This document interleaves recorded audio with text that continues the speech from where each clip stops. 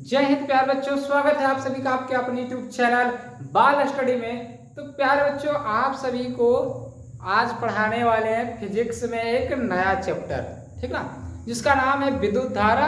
English में बोले तो इलेक्ट्रिक करंट। विद्युत धारा के बारे में हम लोग पढ़ने वाले हैं। ये हमारा चौथा चैप्टर है और बहुत ज़्यादा इंपॉर्टेंट है। इसमें ज़्यादा हमारे 2 नंबर वाला और 5 नंबर वाला तो जल्दी बनते नहीं है, लेकिन एक बात है, ऑब्जेक्टिव तो इससे भर भर के रहेगा। 2 नंबर में पूछे जाते हैं, लेकिन ज्यादा आपके जो ऑब्जेक्टिव यहाँ से पूछे जाएंगे, हर एक स्लाइड पे आपका 1 से 2 1 से 2 1 से 2 ऑब्जेक्टिव तैयार होगा, हर एक स्लाइड पे तैयार होगा, ठीक ना। तो आप इस वीडियो में बने रहिएगा हमारे साथ। एकदम विद्युत धारा अगर आप पढ़े होंगे पहले और अगर आपको नहीं अच्छे से समझ में आया होगा तो हम यहाँ पे गारंटी दे रहे हैं, 100% गारंटी दे रहे हैं कि इस चैप्टर का फैन बना देंगे आपको, ठीक ना। इस चैप्टर का फैन बना देंगे आपको। बस आप जो है हमारे साथ बने रहिएगा, ठीक ना। क्या हो गया है ना, इस चैप्टर जो है आपका फेवरेट हो जाएगा अगर आप हमारे साथ बने रहते। तो A to Z चीजें आपको बताने वाले हैं यहाँ पे, संपूर्ण जानकारी आपको देंगे करंट के बारे में, सब कुछ, ठीक ना।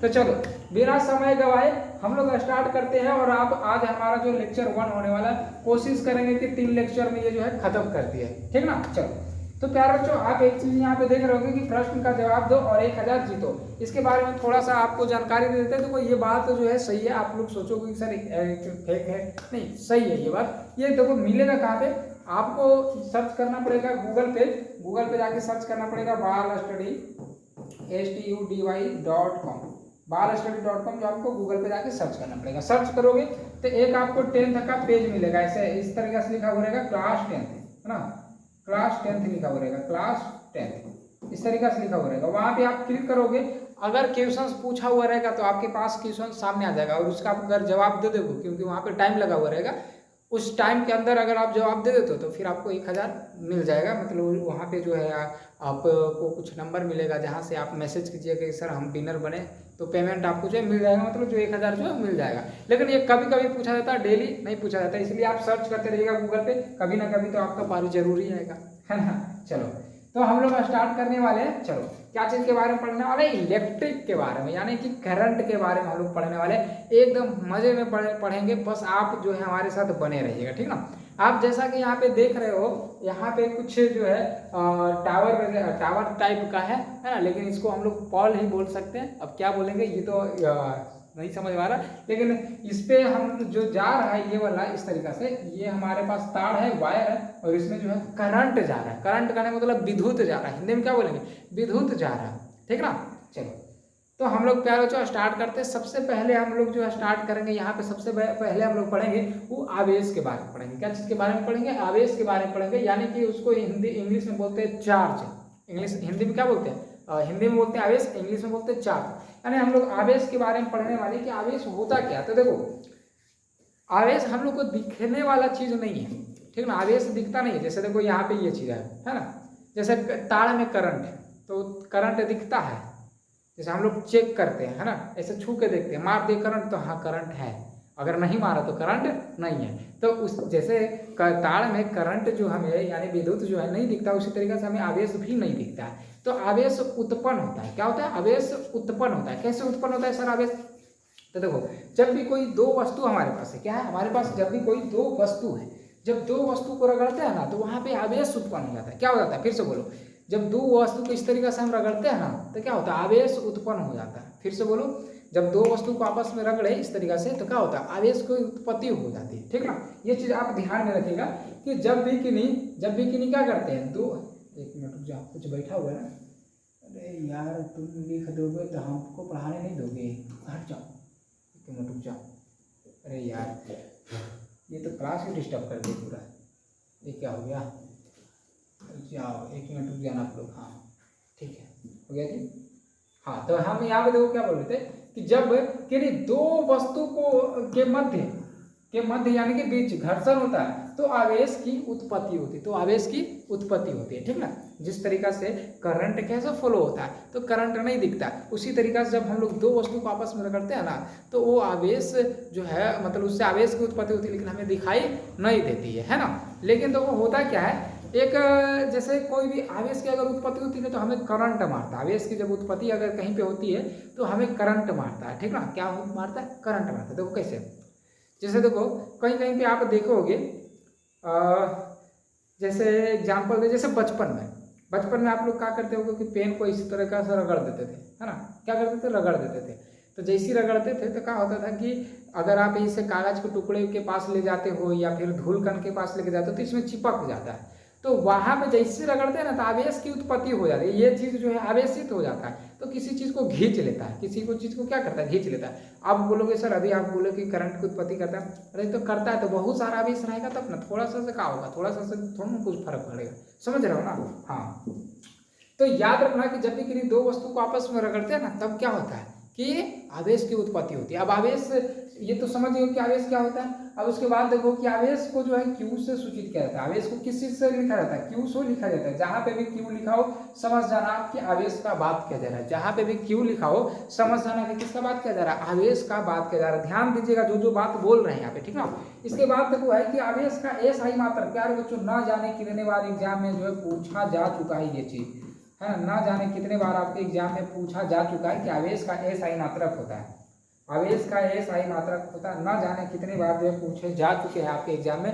तो याद रखिएगा कि आवेश का एसआई मात्रक क्या होता है, कूलम होता है। देखो यहाँ पे कूलम लिखा हुआ है, इस तरीके से लिख लीजिएगा, कूलम। कूलम भी कहीं पे लिखा हुआ रहता है, कहीं पे कूलम भी लिखा हुआ रहता है। तो यहाँ पे याद रखिएगा कूलम होता है, क्या होता है, कूलम, यानी इसको सी से बोलते हैं। इसे क्या बोलते हैं, कूलम को सी से बोलते हैं। जिस तरीके से आवेश को क्यू से बोलते हैं उसी तरीके से कूलम को सी से बोलते हैं। इस बात को आप याद रखिएगा। तो यहाँ पे आप समझ गए आवेश क्या, जब भी कोई दो वस्तु को आपस में रगड़ा जाता है तो उसके बीच आवेश की उत्पत्ति होती है, ठीक ना, आप याद रखिएगा। उसके बाद आवेश को क्यू से सूचित किया जाता है, याद रखिएगा। उसके बाद क्या हम बताएं कि आवेश का एसआई मात्रक कूलम होता है, जिसे सी से सूचित किया जाता है, याद रहेगा।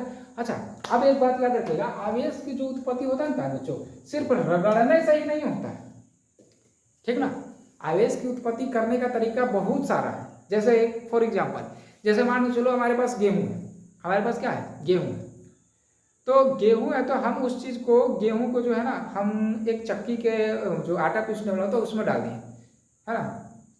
तो आटा पीसने वाला में हम डाल दिए, क्या किए, जो चक्की जो है उसमें हम आटा पीसने वाला में डाल दिए। अब डाल दिए तो क्या होगा, वो जो है पिसाएगा, क्या चीज हो जाएगा, वो आटा हो जाएगा। क्या बन जाएगा, आटा बन जाएगा। अब वही गेहूं को हम क्या किए कि मशीन में लेके गए, मिल में लेके गए। क्या में लेके गए, मिल, आपको पता है ना मिल, तो जहाँ आटा पिसाता है तो उस गेहूं को हम मिल में लेके गए। और जब गेहूं को डाला तो उसमें भी क्या किया, आटा बना दिया उसको। अच्छा, अब क्या किए, मान के चलो कि हम जो है हथौड़े इस तरीका से, मतलब ठोकने वाला जो होता है ना, जैसे मसाला कूचने वाला होता है, आप देखे हैं अगर बाहर में रह के पढ़ते होंगे या तो घर में भी, आप सबके घर में होता है कि इस तरीका से एक गिलास जैसा रहता है और उसमें एक ठोकने वाला रहता है, थोड़ी सा ऐसे ऐसे करके जो मसाला कूचा जाता है। तो आप उसमें थोड़ा सा गेहूं रख के ऐसे ऐसे करोगे तो भी क्या हो जाएगा, आटा बन जाएगा। हम देखो कहना क्या चाह रहे हैं कि तरीका अलग अलग है आटा बनाने का, गेहूं से आटा बनाने का तरीका अलग अलग है। या तो आप इस तरीका से चक्की में बना लो, या तो फिर आप मिल में जाकर दे दो, या तो फिर अपने से चूर लो। लेकिन वो बनेगा क्या, वो बनेगा क्या, तो बनेगा आटा ही बनेगा, है ना। तरीका उसका देखो आटा बनाने का अलग है, लेकिन बनेगा क्या, आटा ही बनेगा। तो वही यहाँ पे ये भी है कि आवेश उत्पन्न करने का तरीका अलग अलग है, लेकिन बनेगा क्या, मतलब उससे रिजल्ट हमें मिलेगा क्या, तो आवेश ही मिलेगा। क्या मिलेगा, आवेश मिलेगा। जैसे एक तरीका हम लोग क्या देखें कि घर्षण के द्वारा, ये देखो घर्षण के द्वारा होता है। ये जो दो वस्तु को रगड़ रहे हैं ना, ये आवेश को कैसे उत्पन्न कर रहे हैं, तो घर्षण करके उत्पन्न कर रहे हैं। तो ये हमारा पहला तरीका हुआ। बहुत सारा तरीका होता है, लेकिन 2-3 तरीका पढ़ना है तो वही हम भी बताएंगे, क्योंकि ज़्यादा पढ़ना है ही नहीं, तो बस इतना ही याद रखना है। देखो तो यहाँ पे देखो स्टार में करके लिखा हुआ कि आवेश घर्षण के साथ साथ, है ना। अभी तो देखो घर्षण करके आवेशित किए, मतलब कि उत्पन्न किए थे आवेश को। तो आवेश घर्षण के साथ साथ चालन और प्रेरण के द्वारा भी उत्पन्न होता है। ये चीज आप लिख लीजिएगा और आपको अच्छे तरीके से समझा देते हैं कि चालन और प्रेरण क्या। देखो चालन होता क्या, जैसे देखो घर्षण समझो, नहीं तो एक काम करते एग्जाम्पल बाद में देंगे, पहले आपको मोटा मोटी बता देते हैं, उसके बाद एग्जाम्पल देंगे तो सीधे ध्यान यहाँ पे घुस जाएगा, है ना। तो घर्षण तो आप समझ गए, दो वस्तु को रगड़ते हैं। चालन में देखो क्या होता है कि एक वस्तु है, ठीक ना, एक वस्तु है, मान के चलो हमारे पास एक इस तरीका से वस्तु है, ठीक है। यहाँ पे फिगर भी पढ़ा देते हैं, हमारे पास एक वस्तु है इस तरीका से, ठीक ना। ये हमारे पास एक वस्तु इस तरीका से रखा हुआ है, एक दूसरा वस्तु को इसके संपर्क में लाए, क्या किया, इसके संपर्क में लाए। तो ये मान के चलो ये आवेशित था, इस पे प्लस प्लस है, क्या है, इस पे प्लस प्लस है, मतलब कि कहने मतलब आवेशित, आवेशित था, क्या था, आवेशित। देखो ये आवेशित था। एक चीज समझो, जैसे ये चीज हमारे पास है तो ये अभी उदासीन है, क्या है, उदासीन। देखो उदासीन क्या होता है जो समझना, आपको पूरा अच्छी तरीके से समझाएंगे। एक चीज समझ, ये देखो उदासीन, अभी मान के चलो कि क्या है ये उदासीन। उदासीन कहने का मतलब प्यारे बच्चों, उदासीन कहने का मतलब ये हुआ ना, उदासीन कहने का मतलब ये हुआ कि इसमें जितना इलेक्ट्रॉन है, इसमें जितना इलेक्ट्रॉन है, क्या बोल रहे हैं समझिएगा, इसमें जितना इलेक्ट्रॉन है उतना ही क्या है इसमें प्रोटॉन है, उसमें क्या है उतना ही इसमें क्या है प्रोटॉन है।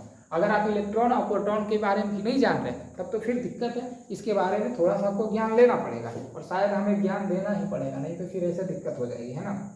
ज्ञान हमें देना ही पड़ेगा, हम समझ रहे हैं। चलो इसके बारे में थोड़ा सा ज्ञान हम लोग लेते हैं। हम लोग पहले परमाणु के बारे में क्या जानते हैं, परमाणु के बारे में। मान चलिए हमारे पास परमाणु है, ये क्या है परमाणु। देखो एक चीज आपको बता दें, परमाणु इसको इंग्लिश में बोलते हैं एटम। कोई भी वस्तु जो होता है ना परमाणु से मिलके रहता है, बना रहता है। जैसे मोबाइल हो, ये हो, कोई भी चीज हो वो परमाणु से मिलके बना रहता है, परमाणु से मिलके बना रहता है ना। तो देखो परमाणु होता क्या है, परमाणु में तीन चीजें होती है। परमाणु में कितनी चीजें होती है, तीन चीजें। सबसे पहले एक नाभिक होता है, ये क्या है नाभिक है, ये अंदर वाला को बोलते हैं हम लोग नाभिक, और पूरा को हम लोग बोल देते हैं परमाणु, पूरा चीज को परमाणु बोल देते हैं, अंदर वाला चीज को नाभिक बोलते हैं, ठीक है। तो नाभिक में दो चीज रहता है, एक प्रोटॉन रहता है और एक न्यूट्रॉन रहता है, यानी पी और एन।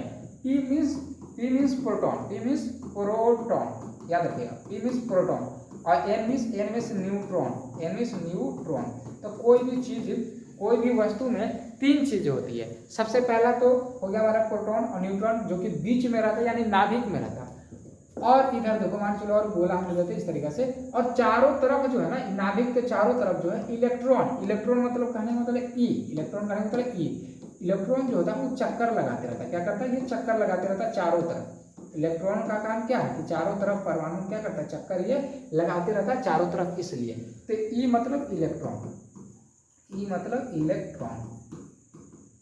तो आपको पता चल गया कि कोई भी वस्तु परमाणु से मिलकर बना रहता है, और परमाणु में क्या क्या चीज होता है, तीन चीजें होती है। परमाणु में तीन चीजें होती है, electron, proton, neutron. Electron, proton, neutron. Electron जो है चारों ओर वस्तु के चारों ओर क्या करता है चक्कर लगाते रहता है, इलेक्ट्रॉन जो है चारों ओर चक्कर लगाते रहता है। प्रोटॉन और न्यूट्रॉन क्या होता है नाभिक के अंदर एक जगह सिमटा हुआ रहता है, ठीक ना। अब इसका देखो मान भी होता है, इलेक्ट्रॉन का जो मान है ना, इसमें इलेक्ट्रॉन का जो मान है वो 1.6 गुणे 10⁻⁻19 कूलम होता है, ये माइनस में होता है। कितना होता है ये माइनस में होता है। इलेक्ट्रॉन का जो मान होता है -1.6 गुणे 10⁻⁻19 कूलम होता है। आपसे पूछा जाता है कि एक इलेक्ट्रॉन बराबर कितने कूलम होता है, ऑब्जेक्टिव में पूछा जाता है एक इलेक्ट्रॉन बराबर कितना कूलम होता है, तो बताइएगा -1.6 गुणे 10⁻⁻19 कूलम, ठीक है ना।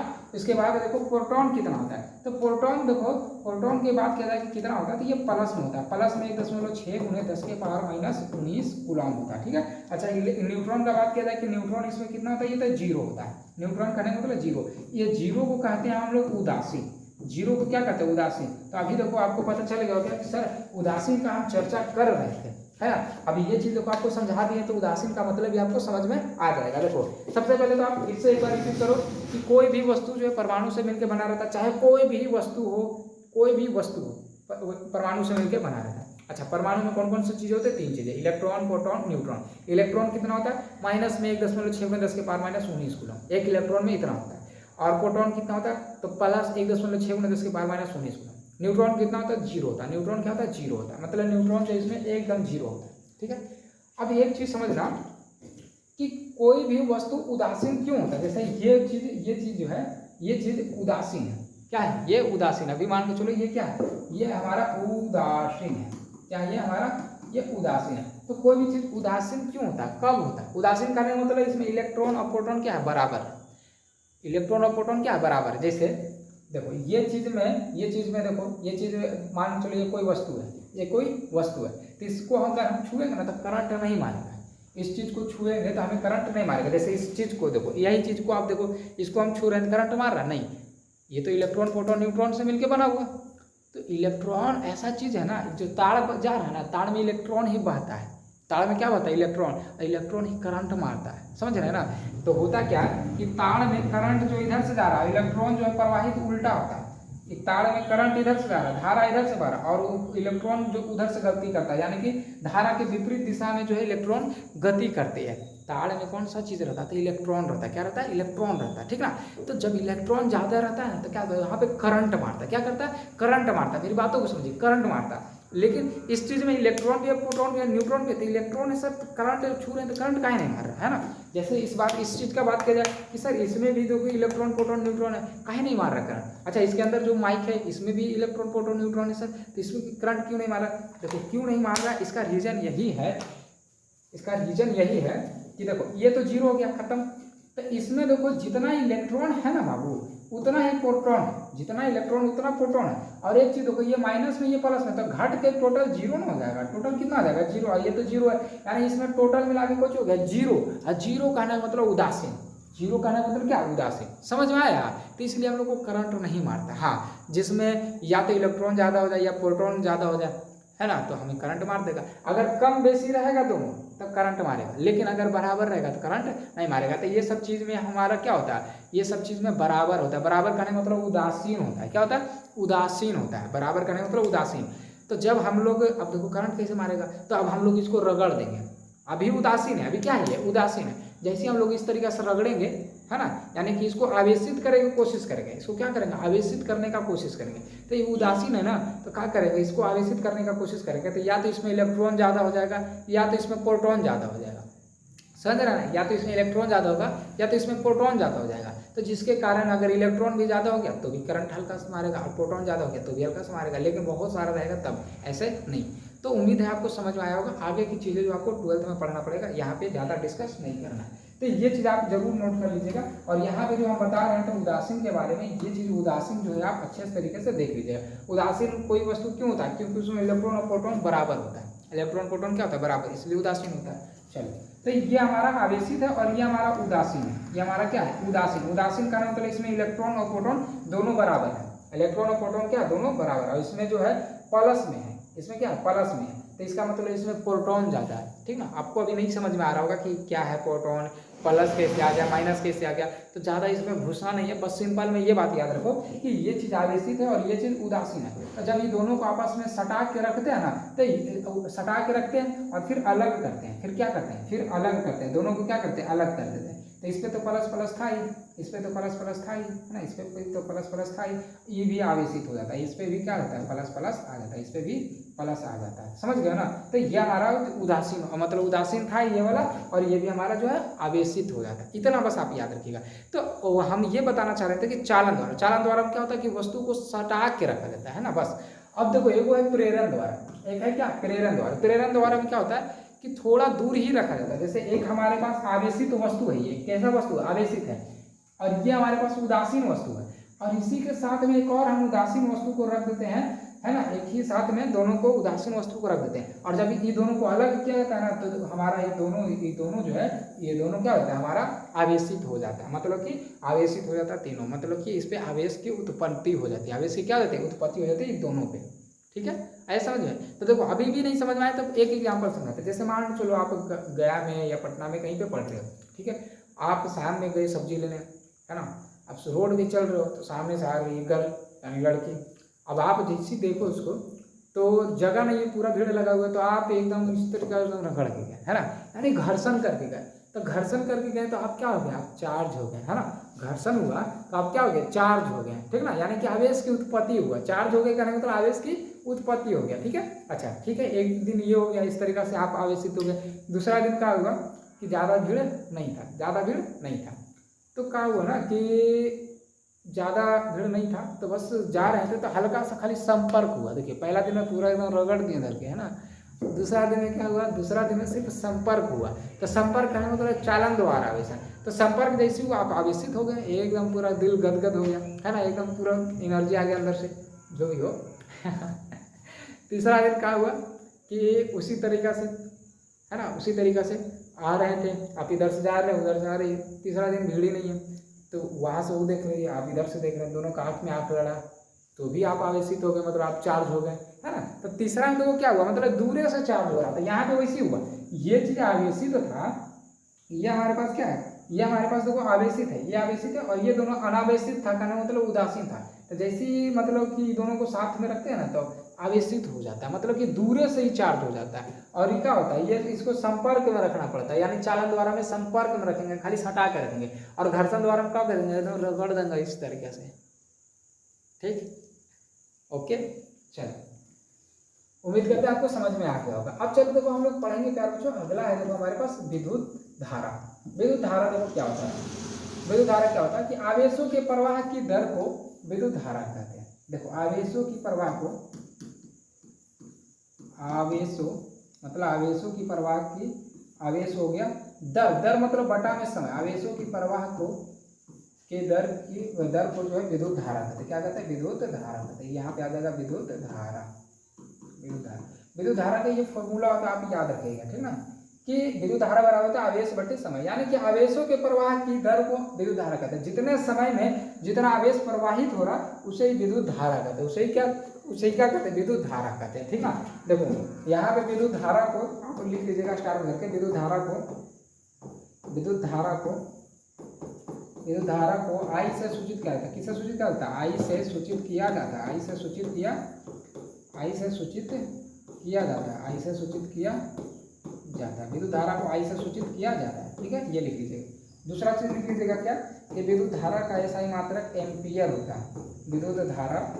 विद्युत धारा का एसआई मात्रक, यार आवाज ही तो साउंड प्रॉब्लम हो गया होगा आपको, है ना, क्योंकि माइक तो बंद है। एक मिनट रुक जाओ। तो हम क्या बोल रहे थे कि विद्युत धारा का एसआई मात्रक, विद्युत धारा का एसआई मात्रक क्या होता है? विद्युत धारा का एसआई मात्रक एम्पियर होता है। क्या होता है? एम्पियर होता है। एम्पियर को हम लोग को ए से बोलते हैं, ठीक ना। कहीं पे भी ए लिखा रह जाएगा, समझ जाइएगा कि धारा का बात किया जा रहा है, ठीक ना। एम्पियर होता है। धारा का एसआई मात्रक क्या होता है? एम्पियर होता है। ये चीज नोट कर लीजिएगा, ठीक है। इसके बाद देखो विद्युत धारा को हम लोग किस चीज से बोलते हैं? आई से। विद्युत धारा को हम लोग आई से बोलते हैं, और आवेश को किस चीज से बोलते हैं? हम लोग क्यू से बोलते हैं, आपको पता है। और समय को टी से बोलते हैं। क्या बोलते हैं? समय को टी से सूचित किया जाता है, तो टी हो गया। तो ये हो गया आई बराबर क्यू बाई टी। आपसे ये भी पूछता है, या तो आपको ये वाला दे देगा या फिर आपको ये वाला दे देगा, ठीक है। अच्छा, इसके बाद देखो आपको एक चीज और बताते हैं कि आई मतलब एम्पियर। आई मतलब एम्पियर। देखो यहाँ पे हिंदी में लिख देते हैं, यहाँ पे हिंदी में लिख देंगे और यहाँ पे इंग्लिश वाले ही लिख देते हैं। देखो विद्युत धारा का ऐसा मात्रक, क्या सबका ऐसा ही मात्रक लिखेंगे, इसका भी ऐसा ही मात्रक, इसका भी ऐसा ही मात्रक, इसका भी ऐसा ही मात्रक। तो देखो विद्युत धारा का ऐसा मात्रक क्या होता है? एम्पियर। विद्युत धारा का ऐसा मात्रक होता है एम्पियर बराबर। यहाँ पे देखो आवेश का ऐसा मात्रक क्या होता है? आपको शुरू में ही बताएंगे। आवेश का ऐसा मात्रक होता है कूलॉम। आवेश का ऐसा मात्रक क्या होता है? कूलॉम। और बटे समय का ऐसा मात्रक हो जाएगा सेकंड। समय का ऐसा मात्रक क्या हो जाएगा? सेकंड। तो आप इस चीज को भी याद रखिएगा कि एम्पियर बराबर होता है कूलॉम बटे सेकंड। कूलॉम बटे सेकंड याद रखिएगा। जितना भी यहाँ पे निकाल रहे हैं ना, सब के सब आपके एग्जाम में पूछेगा। ये भी पूछेगा कि एम्पियर बराबर होता है तो कूलॉम बटे सेकंड, याद रखिएगा, ठीक ना। और ये कहाँ से निकाले?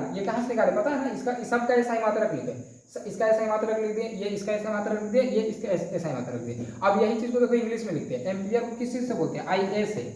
और कूलॉम को किस चीज से बोलते हैं? सी से। और सेकंड को किससे बोलते हैं? एस से। तो ए बराबर हो जाएगा सी एस, सी बटे एस। देखो आई का हो गया एम्पियर, कूलॉम का आवेश का हो गया कूलॉम, और समय का हो गया सेकंड। तो यही चीज देखो मतलब इस तरीका से लिख देता। आपको कभी कभी इस तरीका से भी पूछ दिया जाता है, तो याद रखिएगा एम्पियर बराबर हो जाएगा सी बटे एस। सी बटे एस याद रहेगा, एकदम याद रखिएगा, ठीक ना। याद रखिएगा एम्पियर का ये मात्रक हो जाएगा ये चीज।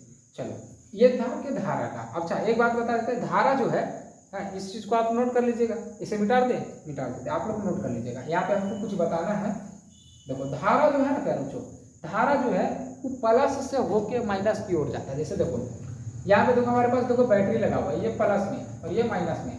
तो धारा देखो कैसे बह रहा होगा, जो देखो ये धारा जो इस तरीका से आया, यहाँ पे आया और यहाँ पे देखो आया, और यहाँ पे देखो स्विच लगा हुआ है। स्विच निकल के इस तरीका से माइनस में हिल गया, मतलब कि प्लस से निकल के माइनस की ओर जाता है, प्लस से होके माइनस की ओर जाता है। इस तरीका से धारा बहते रहती है, ठीक ना। धारा क्या होता है? बहते रहता है, प्लस से निकल के माइनस की ओर जाते रहता है। यहाँ पे देखो अभी स्विच लगा हुआ, क्या है? स्विच अभी देखो ऑन है, तो देखो हमारा बल्ब चल रहा है। लेकिन जैसे देखो यहाँ पे देखो प्लस है और यहाँ पे माइनस है, इधर से देखो धारा आ रहा है, इसमें देखो आया है, इसमें आया। लेकिन यहाँ पे देखो स्विच क्या है? ऑफ है। स्विच ऑफ है मतलब उठा हुआ है, तो यहाँ तक तो आ रहा है, लेकिन यहाँ से इसके अंदर नहीं जा रहा। अंदर जाएगा ना, अंदर जाएगा तभी ये बल्ब जलेगा। लेकिन यहाँ पे क्या हो रहा है? यहाँ पे देखो यहीं तक करंट रह जाए, इसके आगे तो कहीं नहीं जा रहा। इस यहाँ पे देखो क्या होता है, ये स्विच लगा हुआ रहता है, तो यहाँ से करंट इसके अंदर जाता, तभी हमारा बल्ब जो है जलता। इसका मतलब है सर कि आवेश का करंट कहाँ से आता है? प्लस से माइनस की ओर। प्लस से माइनस की ओर जाना जरूरी है, नहीं तो नहीं जलेगा। प्लस से निकला और माइनस की ओर जाना जरूरी है। देखो यहाँ पे देखो बटन लगा हुआ था, स्विच ऑन है, तो देखो माइनस की ओर गया तो बल्ब जल रहा है। यहाँ पे देखो प्लस से निकला, माइनस की ओर जा ही नहीं रहा, तो नहीं जल रहा। एकदम जरूरी है प्लस से होकर माइनस की ओर जाना, तभी जो है बल्ब जलेगा, नहीं तो नहीं जलेगा। जैसे फॉर एग्जाम्पल अब मान चलो किसी के घर में आप चल गए हो, है ना, चोरी करने, अब जाने का तो चल गए हो, तो बाहर आना भी जरूरी है। बाहर नहीं आओगे तो सोच लो सुबह में क्या होगा, है ना। दूसरा एग्जाम्पल, जिस तरीके से हम लोग सांस लेते हैं, सांस लेनी तो छोड़ना भी तो जरूरी है, नहीं छोड़ेंगे तो पार हो जाएंगे, समझ रहे हो ना। तो जिस तरीके से सांस लेना जरूरी है उसी तरीके से सांस छोड़ना भी जरूरी है। उसी तरीके से यहाँ पे कि धारा को प्लस से आना जरूरी है, लेकिन माइनस की ओर जाना भी जरूरी है, तभी जलेगा, नहीं तो नहीं जलेगा। तो उम्मीद है कि आपको विद्युत धारा जो है समझ में आया होगा कि आवेशों की प्रवाह की दर को विद्युत धारा कहते हैं। विद्युत धारा का ऐसा मतलब एम्पियर होता है। विद्युत धारा बराबर हो जाएगा आवेश बटे में हो जाएगा समय हो जाएगा, क्या बोलते हैं, अरे यार ये जो कीड़ा उड़ने लगा ना, क्योंकि बरसात का मौसम हो गया इधर, तो कीड़ा उड़ रहा है। चलो ये सब याद कर लीजिएगा आप लोग, कॉपी में देखो नोट करते रहना, ठीक ना। ये सब अब आगे देखो है विद्युत धारा के मात्रा। तो धारा की मात्रा क्या होता है, एम्पियर। धारा की मात्रा क्या होता है, देखो एम्पियर बराबर में होता है, एम्पियर बराबर में होता है कूलम बटे में सेकंड, कूलम बटे में आ जाएगा क्या, कूलम बटे में सेकंड, यही होता है ना, कूलम बटे में हो जाएगा सेकंड। तो देखो सब में एक लगाते हैं, सब में क्या लगा देते हैं, एक। तो ये हमारा बन जाएगा विद्युत धारा के मात्रा की परिभाषा। कभी कभी आपके एग्जाम में 2 नंबर में पूछ देता है, इसलिए ध्यान रखिएगा, पूछे या ना पूछे, लेकिन एकदम नॉलेज लेके रहना है, ठीक ना। अच्छा ये देखो क्या कर रहा है, ये जोड़ रहा है ना, ये देखो जोड़ रहा है, ये चलाने के लिए यहाँ पे देखो ये प्लग लगा दिया और यहाँ पे ये जोड़ रहा है, इसको बेचारा को हिला दिया धर के, छटपटा गया। चलो कोई बात नहीं, ये ऐसे ही लगा दिया ताकि हमारा स्लाइड जो देखने में अच्छा लगे, इसका यूज नहीं है यहाँ पे। चलो अब यहाँ पे देखो एक परिभाषा तो किस तरीके से लिखना है कि किसी विद्युत तार में 1 सेकंड में, देखो क्या बोला जा रहा है, 1 सेकंड में 1 कूलम आवेश प्रवाह की दर को 1 एम्पियर कहते हैं। देखो ये चीज जो परिभाषा जो हमारा फॉर्मूला था उसी से हमारा परिभाषा बन गया, नहीं बन गया। 1 सेकंड में 1 कूलम आवेश प्रवाहित किया जा रहा है तो उसी को हम लोग 1 एम्पियर कहते हैं। 1 सेकंड में 1 कूलम आवेश प्रवाहित किया जा रहा है तो उसे ही हम लोग 1 एम्पियर कहते हैं। उम्मीद है समझ में आया होगा, कुछ था नहीं इसलिए हम लोग आगे बढ़ते हैं। कॉपी में जरूर नोट कीजिएगा। अच्छा ये चीज भी याद रखिएगा, एकदम वेरी बहुत ज्यादा इंपॉर्टेंट है एकदम। क्वेश्चन छपेगा तो छपेगा आपके एग्जाम में, ठीक है, क्वेश्चन छपेगा तो छपेगा। क्वेश्चन तो वो क्या बोला, जो देखो बोला कि हमारे घरों में 220 वोल्ट की धारा प्रवाहित होती है। जो करंट आता है हमारे घर में, जो 4 पॉल पे 4 तार होता है ना, उसमें कितना वोल्टेज होता है, तो 220 वोल्ट का होता है। कितना होता है, 220। अच्छा हर्ट्ज बोलेगा, बगल में लिख लीजिएगा आवृत्ति। आवृत्ति का मतलब हर्ट्ज। अगर हर्ट्ज पूछेगा ना तो 50 हर्ट्ज बोलिएगा। कितने हर्ट्ज का होता है, 50 हर्ट्ज का होता है, ये याद रखिएगा। आवृत्ति पूछेगी कितने आवृत्ति का होता है तो 50 हर्ट्ज होता है। आवृत्ति का ऐसा मतलब हर्ट्ज होता है, तो इसलिए 50 हर्ट्ज लिखिएगा, ठीक है। चलो अब इसके बाद देखो ये भी बहुत ज्यादा इंपॉर्टेंट है, बहुत ज्यादा इंपॉर्टेंट है। देखो क्या बोला, 1 कूलम, इसको सॉल्व करना। 1 कूलम आवेश में इलेक्ट्रॉनों की संख्या बोल रहा है। 1 कूलम आवेश में इलेक्ट्रॉनों की संख्या यानी ई कितना होता है। अगर हमारे पास 1 कूलम आवेश है तो उसमें इलेक्ट्रॉन कितना, हमको ये पता है कि एक इलेक्ट्रॉन में कितना होता है, 1.6 × 10 की पावर माइनस में 19 कूलम होता है। इतना होता है कि नहीं, हाँ या नहीं। हमको पता है कि एक इलेक्ट्रॉन में, यहाँ पे देखो एक लिख देते हैं, एक इलेक्ट्रॉन में 1.6 × 10 की पावर माइनस 19 कूलम है। आपको शुरू में बता चुके हैं। तो हमसे अब पूछ रहा है कि 1 कूलम में, मतलब कि ये वाला चीज को हम नीचे कर दें, ये वाला चीज को देखो इधर भगा दो, ये वाला चीज को इधर भगा दो, तो यहाँ पे 1 कूलम में कितना इलेक्ट्रॉन होता है जो पूछ रहा है। यहाँ पे क्या है, तो फिर से समझो, क्योंकि बच्चे लोग कंफ्यूज होते हैं। जब हम पढ़ते थे ना आपके समय, आपके मतलब जैसे अभी आप पढ़ रहे हो 10वां में, तो हमें भी नहीं समझ में आता था साला ऐसा क्या हो रहा है। इसलिए तो हम ये चीज़ जानते हैं, दूसरे की दिल की बात जानो अपने दिल से। हमें पता है कि हम कहाँ अटकते थे, वहीं आप भी अटकिएगा, इसलिए बार बार एक ही चीज़ को बताते हैं। देखो यहाँ पे प्यार बच्चों कि 1 इलेक्ट्रॉन में कितना कूलम होगा, हमसे यहाँ पूछ रहा है 1 कूलम में कितना इलेक्ट्रॉन होगा। तो देखो ये चीज निकालने का फॉर्मूला होता है Q बराबर N होता है, ठीक ना। हमें N निकालना है, N मतलब संख्या निकालना है, तो N बराबर हो जाएगा Q बटे में E। अब ये पूछिएगा कि ये कहाँ से आ गया सर, तो आप सिर्फ याद रखिए कि Q बराबर N होता है। सारा चीज आपको निकालने के लिए कहाँ से आया Q बराबर N, ये 12th में पढ़ना। आवेश का क्वांटमीकरण एक टॉपिक है जहाँ से ये निकलता है, ठीक ना। तो वो चीज हम लोग पढ़ेंगे वहाँ पे 12th में। बस आप लोग अभी यहाँ पे इतना ही पढ़ के रखिए, ठीक ना। अब ऐसे चाहें तो जो अभी हम लोग निकालने वाले हैं, एक कूलम में कितना इलेक्ट्रॉन होता है, तो 6.25 गुणे 10 के पावर 18 इलेक्ट्रॉन होता है, समझे। एक कूलम में इतना इलेक्ट्रॉन होता है, लेकिन आपको निकाल के दिखाते हैं कि कैसे होता है। देखो तो n बराबर q बटे ई, तो n बराबर देखो q मतलब आवेश, आवेश का मान कितना देखो भाई, एक कूलम में पूछ रहा था, एक हो जाएगा। और यहाँ पे इलेक्ट्रॉन कितना होता है, 1.6 गुणे 10 के पावर माइनस में 19 कूलम, ठीक है।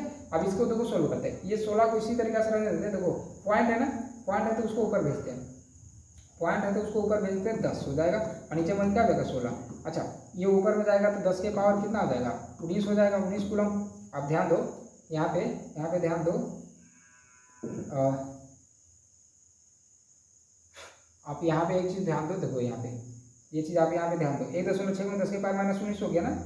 यहाँ पे ये ऊपर जाएगा, तो ऊपर जाएगा तो प्लस हो जाएगा, पावर क्या हो जाएगा प्लस में। अच्छा यहाँ पे देखो हमको 10 के पावर 18 चाहिए, तो ये इसको ऐसे हम लिख सकते हैं, 10 गुणे 10 के पावर 18 और बटे में 16 लिख सकते हैं कि नहीं, एकदम लिख सकते हैं। आपको पता चल रहा होगा कि हाँ सर ऐसा करके जो है हम लिख सकते हैं। देखो ये 10 के पावर 18 में से 10 के पावर 19 में से 10 को निकाल दें, तो ये आ गया 100 बटे कितना आ गया, ये आ गया हमारे पास 100 बटे में 16 और गुने में आ गया 10 के पावर 18।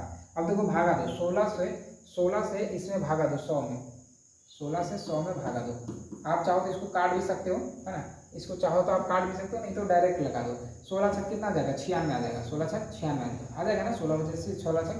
इसको काट के आप छोटा भी कर सकते हो, लेकिन हम डायरेक्ट लगा रहे हैं यहाँ पे, ठीक ना। तो यहाँ पे बचेगा 4, पॉइंट बैठाएंगे तो 0 आएगा, है ना। कितना बार में लगेगा, 2 बार में लगेगा, 16 दूनी 32, तो यहाँ पे आ जाएगा 8, यहाँ पे कट जाएगा, पॉइंट बैठा हुआ 0, तो 16 बचे 80 आ गया, 16 बचे 80। यानी इसको काटेंगे तो 6.25 बार में कट जाएगा। इसको अगर हम काटते हैं तो कितना बार में कटेगा, ये 6.25 बार में कट जाएगा, और यहाँ पे आ जाएगा 10 के पावर 18 इलेक्ट्रॉन है, क्योंकि आपसे इलेक्ट्रॉनों की संख्या पूछ रहा था, तो वही आ गया हमारा इलेक्ट्रॉनों की संख्या, यानी एक कूलम में कितना इलेक्ट्रॉन होता है। इसको देखो मिटा देते हैं,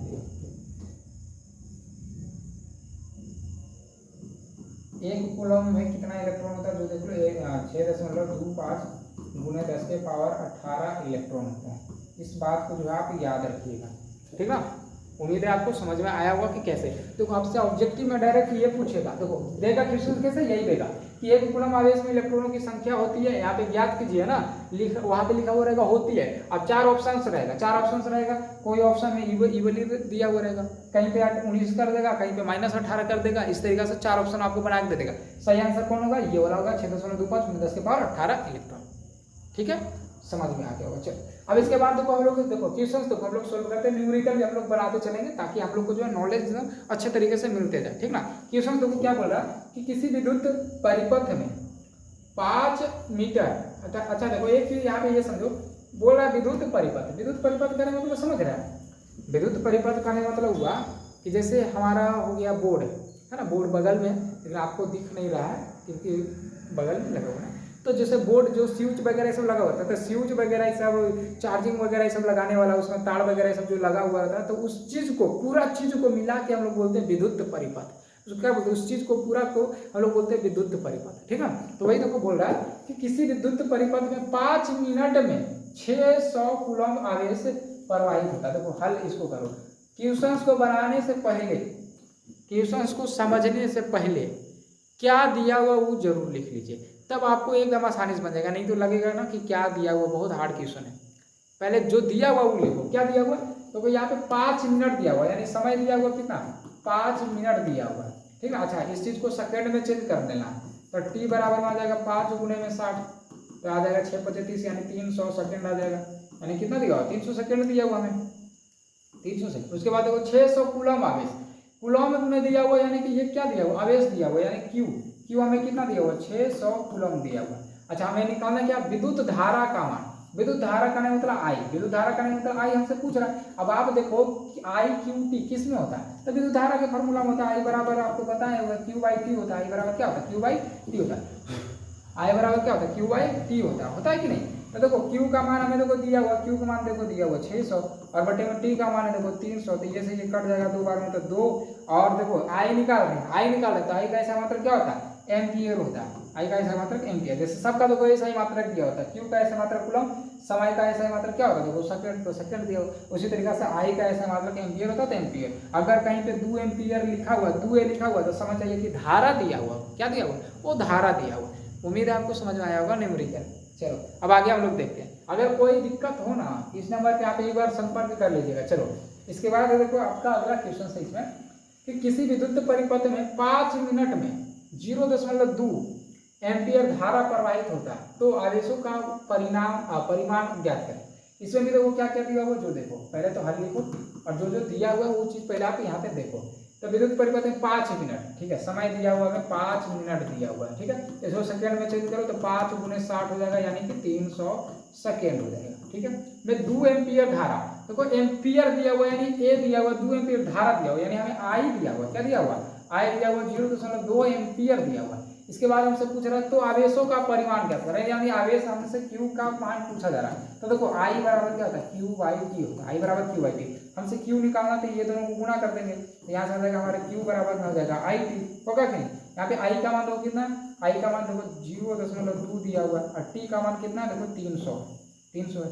अब इसको देखो सॉल्व करो, ये वाला पॉइंट हटाएंगे तो नीचे में 2 है और नीचे में 10 आएगा कि नहीं, इधर क्या आ जाएगा 300। देखो ये से ये कट जाएगा तो गुणा करेंगे तो 60 आ जाएगा। अब क्या निकालते हैं, क्यू निकाल रहे हैं, क्यू का ऐसे मतलब क्या होता है सी कूलम, तो 60 कूलम इसका जो है आंसर आ जाएगा। कितना आ जाएगा 60 कूलम जो इसका आंसर आता है। समझ में आ गया। चलो अब आगे चलते हैं। इसके बाद देखो विद्युत के स्रोत है। विद्युत के स्रोत मतलब समझते हैं, जैसे बोलता है कि जल का स्रोत है, तो जल का स्रोत क्या मतलब है कि जल किस किस चीज से मिलता है, तो हमको वर्षा से मिल जाता है, चापाकल से मिल जाता है, मोटर से मिल जाता है कि नहीं, कुआं से मिल जाता है, नदी से मिल जाता है, तालाब से मिल जाता है, सागर से मिल जाता है ना। तो ये सब क्या है, पानी के स्रोत है। उसी तरीके से यहाँ पे बताना विद्युत के स्रोत, विद्युत के स्रोत कौन कौन है, मतलब विद्युत किससे किससे हमको मिलता है। तो देखो विद्युत जो है हमें सेल से मिलता है, क्या चीज से मिलता है, सेल से। विद्युत जो है हमें सेल से मिलता है, सेल एक हो गया, एक हो गया हमारे पास बैटरी हो गया, है ना, बैटरी हो गया। उसके बाद हमारे पास जनित्र, जनित्र कहने का मतलब जिसको हम लोग जनरेटर बोलते हैं, जनरेटर को ही जनित्र बोला जाता है और इसी को डायनोमो भी बोलते हैं। क्या बोलते हैं, इसी को डायनोमो भी बोलते हैं। ये सब चीजें आप याद रखिएगा, हमें सेल से मिल जाता है, बैटरी से मिल जाता है, जनित्र से मिल जाता है, ये सब विद्युत के स्रोत है। अब आप बोलोगे सर सेल क्या है, तो देखो सेल और बैटरी आप बोलोगे सर एक ही चीज है ना, नहीं, सेल और बैटरी एक ही चीज नहीं है। सेल और बैटरी एक ही चीज नहीं है। आपको देखो समझाते हैं, आपको समझाने के लिए कुछ हम निकालते हैं। देखो ये जैसे है इस डिजिटल बोर्ड का, स्मार्ट बोर्ड का जो ये रिमोट है, ठीक ना। अब इसका देखो पीछे वाला देखो, एक मिनट देखो, इसका देखो पीछे में, इसका पीछे में देखो क्या है, जो देखो इसके पीछे में देखो इस तरीका से लगा हुआ है। तो एक अगर निकालेंगे तो उसको सेल बोलेंगे, इसको क्या बोलेंगे, ये जो हमारे पास है ये सेल है, इसको बैटरी नहीं बोलेंगे, इसको क्या बोलेंगे, इसको सेल बोलेंगे, है ना। इसको क्या बोलेंगे, हम सेल बोलेंगे। बैटरी क्या बोलेंगे, जब इस तरीका का 2 गो या 3 गो या 4 गो एक साथ लगा हुआ रहेगा तब उसको बैटरी बोलते हैं। यानी सेलों के संयोजन को हम लोग बैटरी बोलते हैं। सेलों को अगर जोड़ देंगे ना, 2 गो 3 गो 4 गो कई गो भी, तब उसको हम लोग बैटरी बोलेंगे, ठीक ना। तो ये हमारा होता है सेल और बैटरी में अंतर। तो उम्मीद है आपको समझ में आ गया होगा कि सेल और बैटरी क्या है। इसके बाद देखो यहाँ पे, इसके बाद देखो यहाँ पे देखो क्या लिखा हुआ है, जो आप देखो यहाँ पे हमारे पास लिखा हुआ है कि विद्युत धारा को मापने वाला यंत्र आमीटर होता है। जैसे विद्युत धारा कितना उसमें जा रहा है ना जा रहा है, तो इस चीज को मापने वाला जो यंत्र होता है उसे हम लोग बोलते हैं आमीटर। बहुत बार एग्जाम में पूछा गया कि विद्युत धारा को मापने वाला यंत्र है तो आमीटर। ऐसे भी पूछता है कि विद्युत धारा को किससे मापा जाता था, आमीटर से मापा जाता है। किससे मापा जाता है, आमीटर से। याद रखिएगा, आमीटर को भी ए से सूचित करते हैं। इसके बाद आपका देखो विभव और विभवांतर है। क्या है विभव और विभवांतर, देखो विभव क्या होता है बच्चों कि जैसे हमारे पास ये अनंत है, हमारे पास क्या है, ये अनंत है और ये हमारे पास कोई क्षेत्र है जिसका नाम है विद्युत क्षेत्र। ये क्या है हमारे पास, विद्युत क्षेत्र। विद्युत क्षेत्र कहने का मतलब समझ रहे हैं, जहाँ पे करंट उपस्थित होता है। जैसे आपको देखो पता होगा, जैसे इस तरीका से मान चलो हमारे पास एक तार है, हमारे पास एक क्या है, तार है। जब इसमें करंट हम प्रवाहित करते हैं, जब इसमें हम धारा प्रवाहित करते हैं, करंट प्रवाहित करते हैं, तो इसके चारों तरफ विद्युतीय क्षेत्र उत्पन्न हो जाता है। क्या होता है, विद्युतीय क्षेत्र उत्पन्न हो जाता है। क्या होता है, विद्युतीय क्षेत्र उत्पन्न हो जाता है। अब विद्युतीय क्षेत्र कैसे उत्पन्न होता है और कैसे हम पहचानेंगे, ये सब हम लोग 5वां चैप्टर में पढ़ेंगे। बस अभी तो आप हजमोला पचा के खा के ये पचा लीजिए कि जब तार में जब करंट प्रवाहित करते हैं तो उसके चारों तरफ विद्युतीय क्षेत्र उत्पन्न होता है, ठीक ना। तो उसी तरीके से यहाँ पे मान चलो हमारे पास विद्युतीय क्षेत्र है और यहाँ पे कोई क्यू आवेश है, प्लस क्यू आवेश है अनंत पे, अनंत में कोई प्लस क्यू आवेश है इस तरीका से, ठीक ना। तो ये प्लस क्यू आवेश को अनंत से विद्युत क्षेत्र के किसी बिंदु तक, ये देखो विद्युत क्षेत्र का कोई बिंदु है, फिर से क्या बोल रहे हैं, अनंत से किसी धनावेश को अनंत से विद्युत क्षेत्र के किसी बिंदु तक लाने में किया गया कार्य का मतलब W, किया गया कार्य, ये हमारा विभव कहलाता है। क्या कहलाता है, विभव। विभव समझे कि कोई धनावेश, धनावेश मतलब कि धन आवेश, क्यू को आवेश से लिखते हैं, आवेश को किससे लिखते हैं, क्यू से, तो यहाँ पे आवेश का बात किया जा रहा है। तो कोई धन आवेश को अनंत से कहाँ पे लाने में, विद्युत क्षेत्र के किसी बिंदु तक लाने में जो किया गया कार्य है वही विभव कहलाता है। आपको पता है अगर हम लोग कोई काम कर रहे हैं, किसी चीज को ला रहे हैं तो वो हमारा कार्य ही कहलाएगा ना।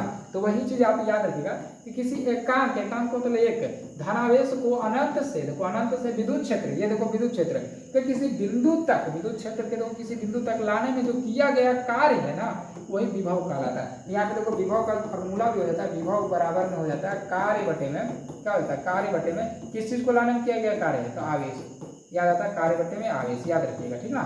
यहाँ पे आप ये भी लिख लीजिएगा कि विभव का ऐसा ही मात्रक, विभव को भी से सूचित किया जाता है, विभव को भी से सूचित किया जाता है। इस चीज को आप नोट कर लीजिएगा, विभव को भी से सूचित किया जाता है, विभव को भी से सूचित किया जाता है, ठीक ना। इसके बाद देखो और क्या नोट करना, जो देखो इधर देखिएगा कि विभव का ऐसा मात्रक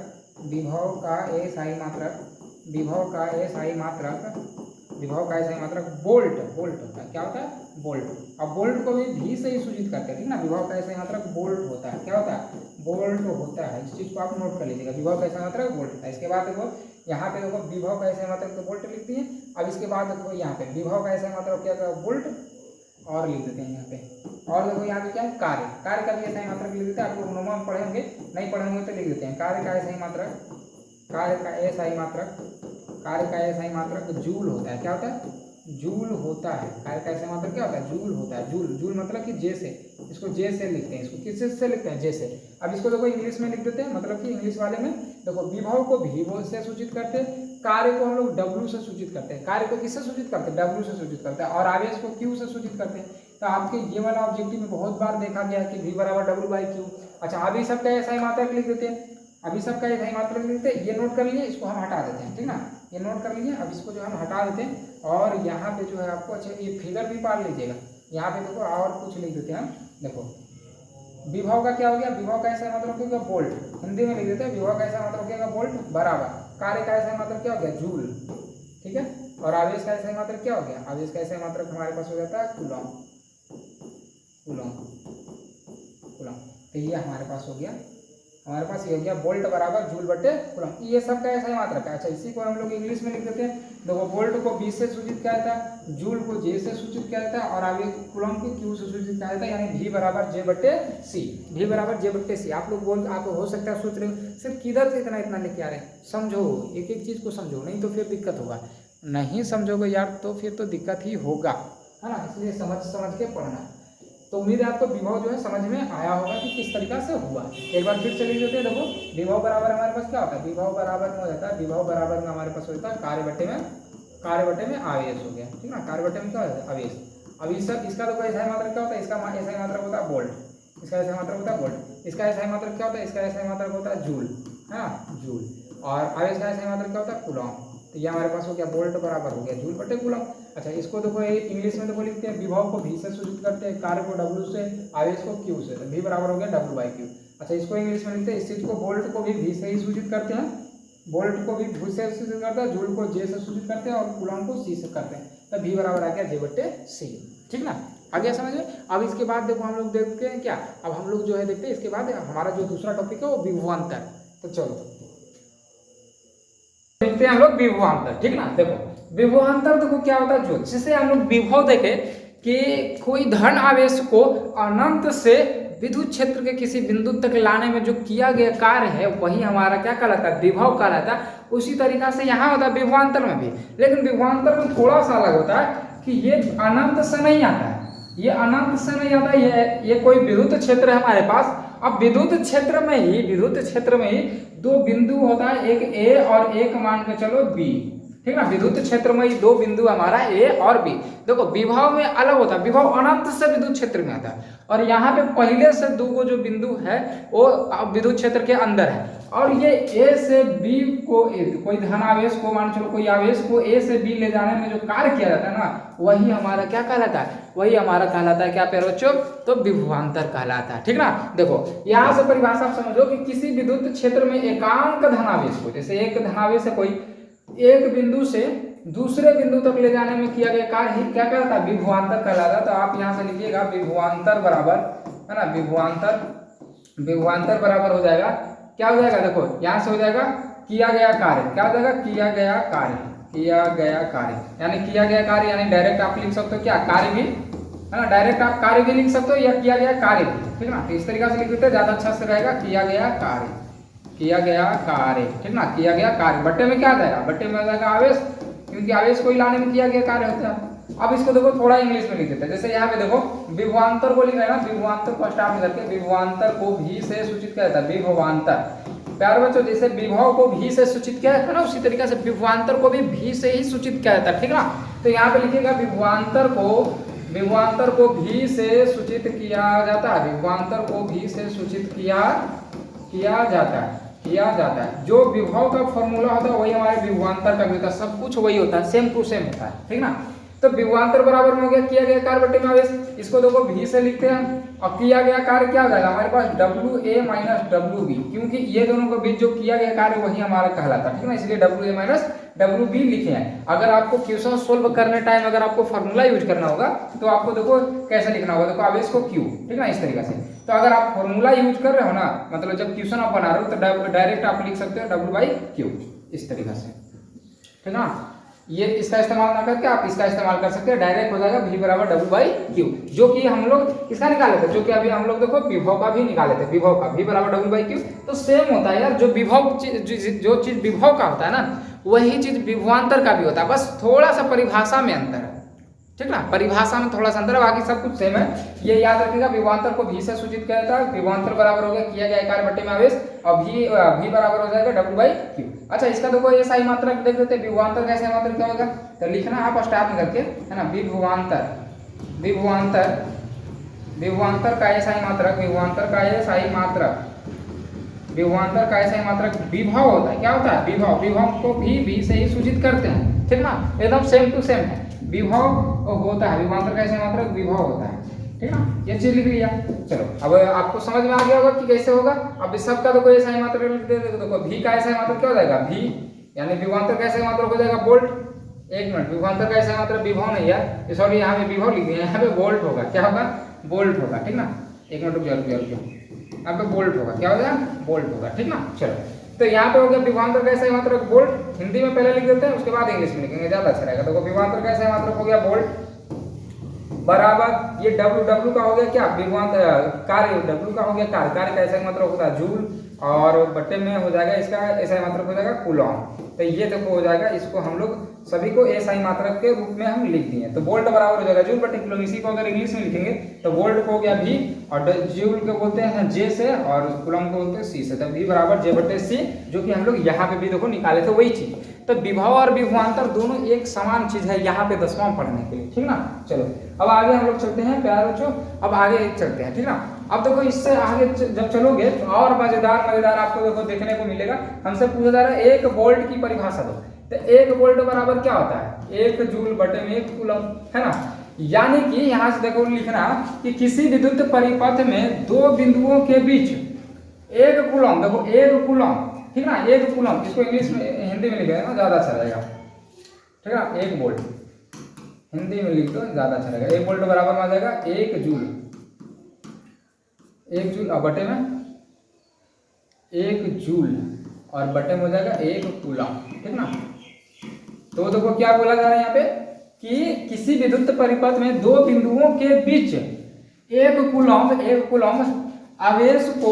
आवेश के द्वारा 1 जूल कार्य किया जाता है। कितना किया जाता है, 1 जूल कार्य किया जाता है, उसे ही 1 वोल्ट कहा जाता है। तो ये चीज तो आपको समझ में आ गया होगा, ऐसे ही ज्यादा कुछ करने की इसमें जरूरत है नहीं। चलो अब हम लोग आगे चलते हैं। देखो अब आगे में देखो क्या है बच्चों, हमारे देखो क्वेश्चन है कि वोल्ट मीटर द्वारा मापन होता है। तो याद रखना वोल्ट मीटर जो है ना विभवांतर को मापता है। वोल्ट मीटर द्वारा किसको मापता है, विभवांतर को। खैर ऑब्जेक्टिव पहले आ गया है और लिखा हुआ है ये बाद में, ठीक ना, बाद में लिखा हुआ है। देखो यहाँ पे देखो लिखा हुआ कि विभव मापी यंत्र को वोल्ट मीटर कहा जाता है। जो विभव को जो मापता है ना उसको हम लोग वोल्ट मीटर कहते हैं। क्या कहते हैं, वोल्ट मीटर कहते हैं। मतलब ऑब्जेक्टिव पहले आ गया और स्टार वाला जो शब्द जो था मतलब क्वेश्चन जो था वो पहले मतलब बाद में आया, ठीक ना। कोई बात नहीं, आगे पीछे होता है। तो आप नोट कर लीजिएगा इसको कि विभव मापी यंत्र को कहते हैं तो वोल्ट मीटर, या वैसे पूछे कि वोल्ट मीटर से किसको मापा जाता है तो विभवांतर बोलिए या विभव बोलिए, ठीक ना, याद रखिएगा, ठीक है। चलो, तो ये चीज आप ध्यान में रखिएगा। और इसके बाद देखो, इसे जो है इसे समांतर क्रम में जोड़ा जाता है। समांतर क्रम मतलब इसको पार्श्व क्रम में भी कहते हैं। जैसे एक होता है श्रेणी क्रम, जैसे इस तरीका से मान लो, ये हो गया जब एक ही लाइन में जब रहता है ना, तो इसको हम लोग बोलते हैं श्रेणी क्रम। समांतर क्रम किसको बोलते हैं, जब इस तरीका से रहे, देखो इस तरीका से। समांतर क्रम किसको बोलते हैं, जो बता रहे हैं, देखो इस तरीका से मान के चलो, इस तरीका से। तो ये देखो, ये क्या है, समांतर क्रम, और ये क्या है, श्रेणी क्रम। तो आप यहाँ पे ये याद रखिएगा, जो हमारा जो वोल्ट मीटर होता है, ठीक ना,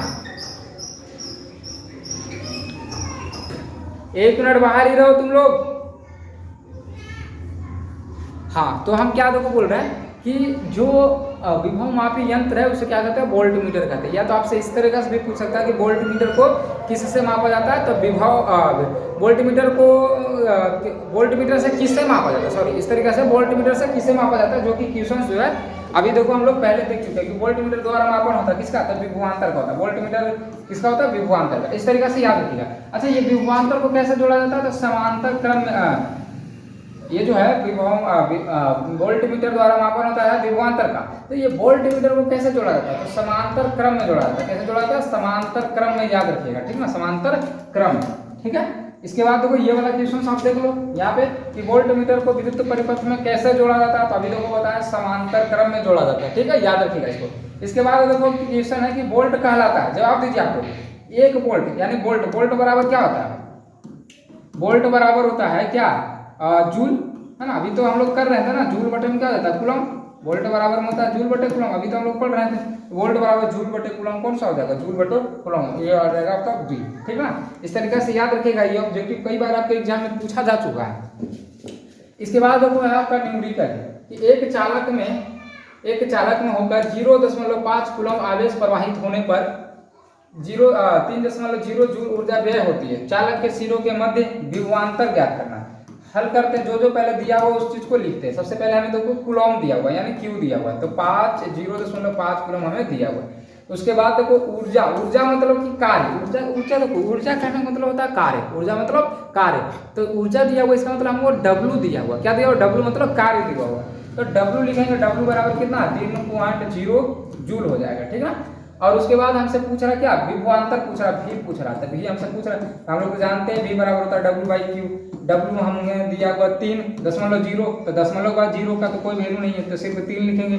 और यहाँ पे आ जाएगा 0.5, देखो दशमलव हटाएंगे, यहाँ पे दशमलव हटाएंगे तो ऊपर में 10 जाएगा, और ये से ये कट जाएगा 2 बार में, तो 3 दूनी हो जाएगा 6।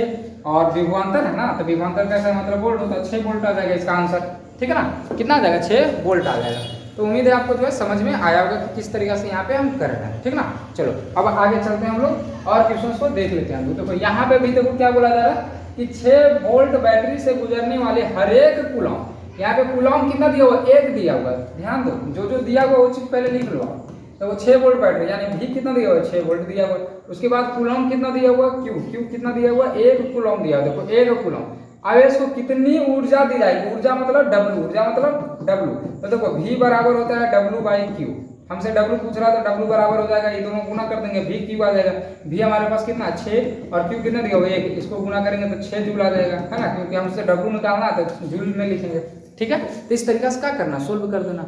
उसके बाद और चलो देखो और क्वेश्चन देख लेते हैं हम लोग, है ना। ये क्वेश्चन जो आप लोग बना लीजिएगा, इतना तो आप लोग कर ही सकते हैं HW में, ठीक है। चलो और ये जो है हम लोग अगला क्लास में देखेंगे हम लोग, ठीक ना। अगला क्लास में ऐसा स्टार्ट करेंगे हम लोग ओम का नियम, लेकिन उससे पहले ये वाला भी चीज हम जो आपको जो है बता देंगे। बाकी इस क्लास को हम यहीं पे स्टॉप करते हैं, क्योंकि क्लास बहुत ज़्यादा लंबी हो चुकी है और आपको बोले हैं कि जो है ये 3 लेक्चर में देंगे। तो आप देख पा रहे हो कि 22 पेज जो है खत्म हो चुका है और टोटल 57 पेज है ही। तो तीसरा जो लेक्चर है वो ज़्यादा छोटा हो जाएगा, इसलिए इसको रहने देते हैं, ठीक ना। चलो बाकी 2 लेक्चर और आएगा, उसके बाद आपका जो ये चैप्टर जो है समाप्त हो जाएगा। चलो बाकी प्यार बच्चों हम लोग मिलते हैं अगले वीडियो में, तब तक के लिए जय हिंद जय भारत।